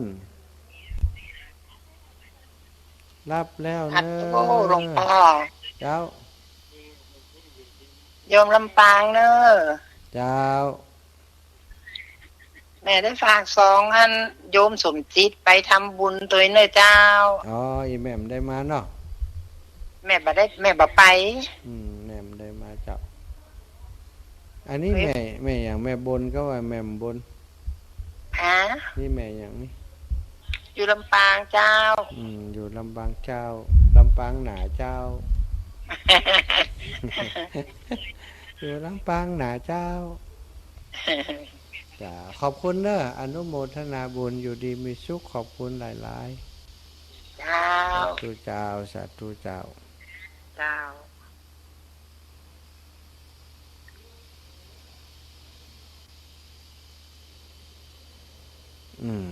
แม่บัวขี่ท่าโปแม่บัวขี่ท่าโปเปิ่นหอมเฮือไผ่มานี่740ส่งไปให้หลวงปู่เรียบร้อยแล้วนะอันนี้เปิ่นส่งติบัญชีหลวงปู่นะฝากประกาศค่ะเจริญพรแม่วันดีเครือคำรอเจ้า แม่ได้ตังค์ในปันสายละ ดีแล้ว เอาแม่ไปบุญมาแล้วใครแม่ก็ประจ้างบอกนะลูกนะบอกว่าไปชื่ออย่างลูกไปอ่านทุกคนไม่รู้เนาะเจ้าแม่ได้ตังค์ปันสาย เจ้า แล้วก็ที่ทำประเคแม่ไปแม่ได้ไปกำเตี่ย เจ้า เจ้าเพื่อก็เอากันคนลอยคนนี่กัน ดีแล้วเนาะทำบุญเป็นใดทำบุญคนน้อยคนน้อย ก่อนว่าอีแม่จ้ะดีละบุญมาถึงบ้านถึงจ้างแม่วันนี้หมู่บ้านนาไข่เนี่ยนะลูกนั่นแหละ เจ้า นะแม่ก็ว่าส่วนจะไปก็แม่เอาไปกามไปจะได้ว่าอีเนาะ อืม แม่ก็แบบนี้ เจ้า เจ้าน่ะเมื่ออ่านลูกก็อ่านคนที่หลังเอาเนาะ เจ้าแม่เจ้าเจ้า เจ้าจะอีนะลูกเนาะ สาธุ ว้า สาธุ วเจ้าตะตุลูกตะตุ อ้าวแม่วันนี้เครือคำหล่อบ้านนาค่ายวันนี้ไปที่ไหนกัน วันนี้นอนวัดไหนเจ้าลูกมาหาวันนี้นอนอันพระธาตุจอมผอเนอโยมแม่เปิ่นไปงานศพที่ไหนมาบ่ฮู้ครูบาอาจารย์เปิ่นโอ้อันนี้เมินแล้วโลนี่แม่ย่าทรงมาเจริญปอนแม่วันชนสันกำแพง ฟังเยอะจ้าฟังตลอดนะ โอ้ฟังตลอดแหละขอบคุณเป็น คืนนี้ก็ กำลั ฟั ง ง ตะคืนก็ฟังตอนเจ้าก็ฟัง จ้า ตอน เป็นกำลังใจให้ท่านเลย สาธุแม่อยู่ดีมีสุขอากาศเย็นสบายดีค่ะสันกำแพง จ้า สาธุบุญรักษาโยมแม่วันสันกำแพงอ้าวต่อไป56 แล้วเอาอีกสัก2 สายก็แล้วกันอีก2 สายอีก2 สายเนอะใครที่รอสายอยู่เอาโทรมาได้แล้วโทรมาได้เลย0808844173 อนุโมทนาบุญขอบคุณกับทุกสายบุญทุกท่านทุกคนที่ได้ร่วมบุญในการหล่อเทียนปี 2567 กับครอบครัวกับครูบาอาจารย์ขึ้นสีขาวของเฮาถ้ามีศรัทธาญาติโยมสนับสนุนงานอย่างอีกก็คงบ่สำเร็จเนาะเพราะต้องอาศัยคนช่วยเหลือกันหลายฝ่ายหลายท่านเอาพี่น้องเมืองลี่พี่น้องเมืองลี่ เป็นอังบังลี เอาอ่านชื่อเลยออกอากาศพอดีอ่านชื่อเลย เจ้า อ่านแหม วางอยู่นะจ๊ะ อ๋อเมืองลี่แม่สุกันธาแม่สายน่ะ เจ้า แม่วิสาย สายวงแก้ว แม่จัดสีแม่บุญยัง แม่บุญยังพี่น้องเมืองลี่ไปไหนบอกไปได้ แม่ แล้ว สีนวลแม่สีนวลไปไหนบ่ได้แล้วบัดเดี๋ยวนี้จัดรายการอยู่ม่อนจอมพอเพชรในแม่ อยู่ปุ้นแล้วนี่ เจ้าแม่ สาธุตัวเนอ เจ้า สาธุ สาธุเอ้าพี่น้องลำปางอ่านเลยแม่ เจ้า อ่าน อัน ไปเล ที่ ย รอเทียนอันแม่ชงไว้จีก็เพิ่งมารู้แล้วนะได้ไม่อ่านเนาะ อ่านเลยเนาะมีอันรอเทียนอันแม่บุญเรียนสินใช้บรรจุของ40 บาทแม่ครอบครัวแม่สุวินประดิษฐ์บรรจุหมู200 บาทนี่แม่บ่ขี่ครอบครัวแม่บ่ขี่100 บาทเนาะนี่นะเนี่ยเอาแม่ส่งไว้จีก็แล้วได้เขียนเตียนนะแล้วมีแม่สวนชมพูแก้ว100 บาทได้จีส่งก็แล้วนะมีพ่อแป้งแม่แป้ง100แล้วก็มีนายสาตีบุญมาบรรจุหมู100เนาะแล้วก็มีครอบครัวพ่อคำแม่ตุ๋ยแป้งจิต100 บาทส่งไป2 อย่างเลยนะแม่ตอนตะเกียเจ้าที่เพื่อประมาณจำปุ่นเรียบร้อยเนาะเจ้าสาธุเจ้าแม่บัวเย็นจันทบตันแล้วแม่สาธุเนอะบุญรักษาสาธุขอบคุณทุกท่านทุกคนติดตามรับฟังรายการเนอะจัตตารโอธรรมาวัฏันติอายุวันโนสุขังพระลา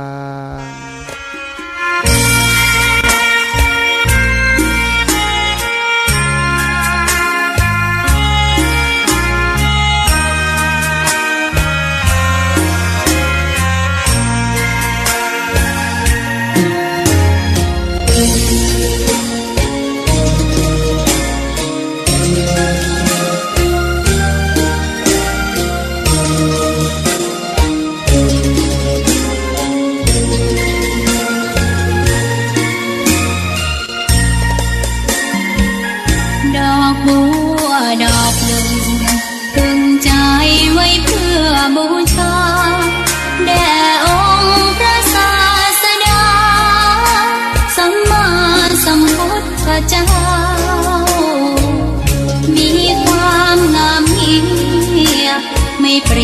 ทียบเขาเทียบเราใครมองไม่งามช่างเขาแต่เจ้าก็คือดอกบัวด้วยความสัตย์ซื่อยึดถือความดีเป็นหลักใครรักไม่รักก็ไม่จงปลักมองมัว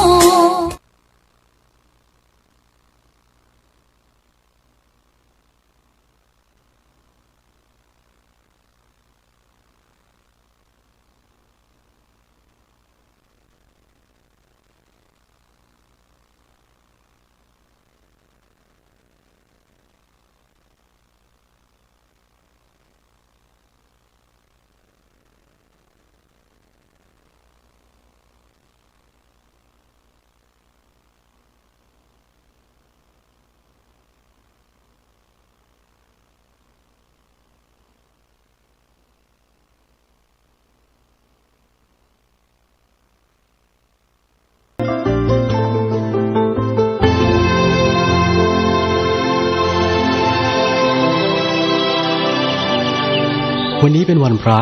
ขอเรียนเชิญพุทธศาสนิกชนทุกท่านมากลั่นจิตให้ใสกลั่นใจให้เป็นบุญด้วยการให้ทานรักษาศีลและเจริญจิตภาวนาน้อมจิตให้เข้าถึงพระรัตน